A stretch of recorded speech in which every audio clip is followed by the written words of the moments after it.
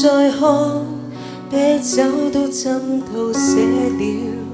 從前校友，今晚酒吧碰到了，班中最漂亮那人，今天霎眼像老人。誰曾話愛情要轟烈，才沒抱憾？重逢時又這麼不甘，很久不見，到底發生過什麼事？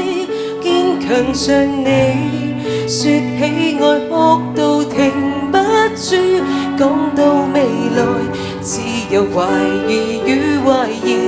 邊個令你從此推翻對愛情那些宗旨？春分秋至，到底你經過什麼事？溫柔像你，已長滿尖角和尖刺，可算快樂？我亦有些難啟齒，然而詳情寧可不說，今晚只想很勵志。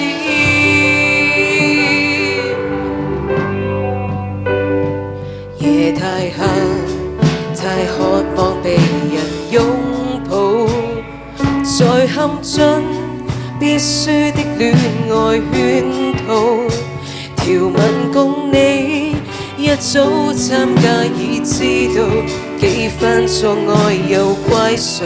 想反省你別再傲，誰人沒有行錯些路？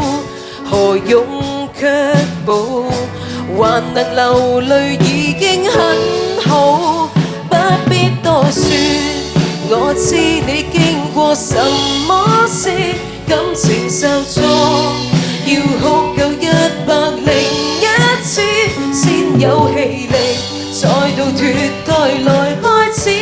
來年無人能拖垮你，因你根本不在意。